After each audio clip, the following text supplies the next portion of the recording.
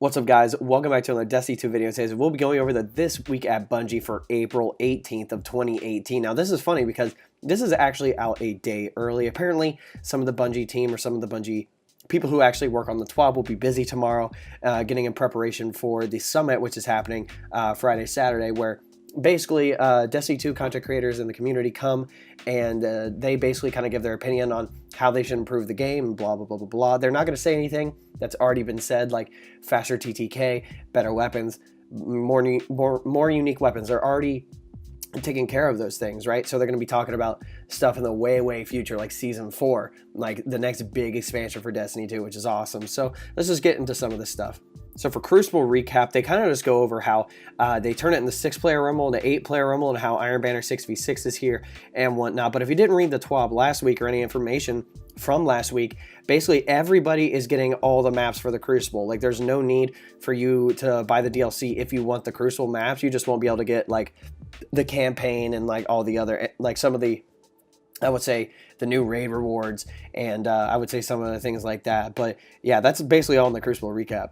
This next thing I'm really excited about is the weapon showcase. They're going to be, like, obviously exotics need to be improved, right? And they're actually doing it. Last week they had the Sturm and Drang, and they talked about the Grammaton Lance, and let's watch this thing right here. I've actually seen it a few times on Twitter. It's now a 2-burst, I would say, pulse rifle. It's kind of like Outbreak Prime where you get that kill, and then there's the little trackers after, right? You can see those little things right there. Boom. Explosion kill, more explosions, and yeah, it is a craft. This thing is about to be so good in the Crucible. It is ridiculous. Now, they do talk about some changes there, but they did also bring in Skyburner's Oath and Rat King upgrades, and they actually have those videos for us right here. So I'm actually going to read this. It kind of gives a little insight to it. So first up, Skyburner's Oath. When firing from the hip, Skyburner's Oath now lobs slower projectiles at a faster rate of fire that tracks targets and explodes. So it's not like an auto rifle anymore. It's like a grenade launcher.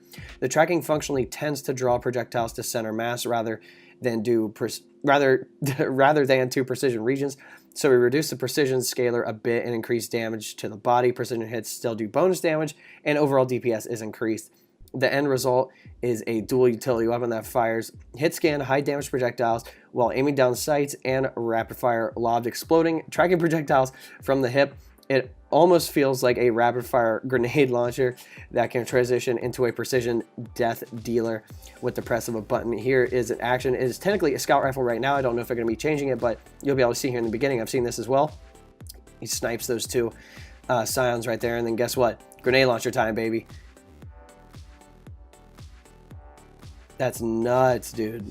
Like, these guys don't stand a chance, bro. Oh my gosh, they're like tracking them. That is so cool. Now that I've seen it on the bigger video, it's kind of cool how they like actually track. Oh, bro. That's just wild. That's wild, dude. What the heck? Freaking destroy them, dude. That is nuts. Skyburner's Oath. Bro, I can't wait to actually like do an updated review on this weapon. Like, it's about to be crazy. Obviously, next up, we have the famous Rat King, which is awesome. So next up is the Rat King, which already has something of a fan base, but definitely has room to improve.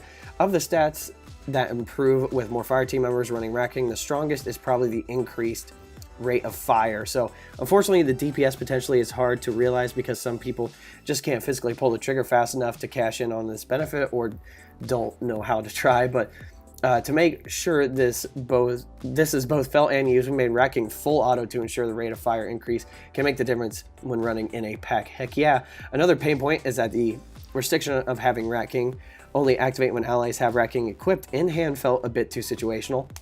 I completely agree. Rat Pack perk now triggers when fire team members have Rat King slotted as a kinetic weapon stowed or in hand, so as long as you have it, you're good to go. We also have front-loaded the stat benefits of Rat Pack, so they increase a bit more drastically with 1 or 2 fire team members, and up the base invisibility timer of Vermin to 7 seconds. Last but not least, and not to overly tease, but why not? I'm going to tease. The Masterwork upgrade for Rat King is going to put a tasty garnish on this meal you won't want to miss out on. Wow. I can barely English, but I'm ready for this preview. It looks like they're on the Leviathan. Okay. Okay, he's getting ready. What's he going to do? Oh my gosh. What the heck? Yo, that literally shoots almost like maybe a third or like twice as fast. What the heck? They dropped those elites very, very quickly, dude. Holy crap, dude. That was nuts. I am super hyped for these exotics. I'm ready for them to show off a few more. Next thing they have is a power climb. Now, this guy named Daniel Octinpa, I don't know how to say that name, but Daniel talks about stuff that is coming with Season 3 or the expansion 2 Warmind for Destiny 2, and basically what our power level is going to be like and how in-game rewards going to be like. I'm not going to read all of this. I don't want to bore you guys to death, but I do want to point out some things. So right here, before we get into the specifics, I want to define a couple of terms so we're on common ground. Soft cap is a point you can climb to easily via drops from any source, and the hard cap is a power level you can obtain from weekly reward sources. The soft cap for Warmind is 340 and the hard cap is 380. So it looks like we're going to have like 380. These numbers don't consider the +5 mod, so we can be 385. Remember that all drops are calculated using your best possible power, regardless if you have the gear equipped or not. It could even be in the vault or on another character as well, so it's going to be a lot easier to level up. Our target is that players who participate in all weekly activities should take several weeks to reach the hard cap. Raid/trials grant the largest increases, just keep that in mind as well. Clan engrams provide a very small increase or very small increases, and the other weekly sources fall between those two. Players who don't participate in any group weekly activities are unlikely to hit the hard cap before the next release. Dedicated omnivore players will hit it before players that just play raid or trials exclusively. Additionally, the final 10 points from 370 to 380 will be significantly slower than 340 to 370. We expect it to take players roughly equal time to go from 340 to 370 as it should from 370 to 380. We decided to make this change because climbing to 370 allows you to tackle endgame content without suffering a severe underlevel penalty, but creates a significant accomplishment in achieving 380. I'm not going to read the rest of it, but those were the main things I did want to go over. If you were going to read the full thing, I kind of just summed it up for you with those 3 paragraphs there, but if you want to read it, go for it.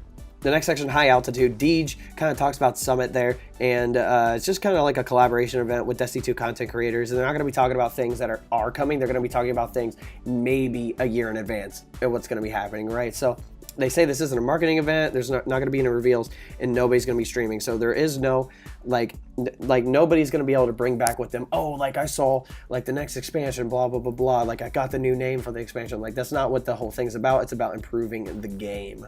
Obviously, we have the dock, and obviously Iron Banner's been updated 6v6, 12 minutes, blah, blah, blah. I'm not going to get into any of that. There have been some error codes, blah, blah, blah. They're figuring that stuff out as well. If you have any problems, go to the help forum down here, and they should be able to help you out in a quickly and timely manner.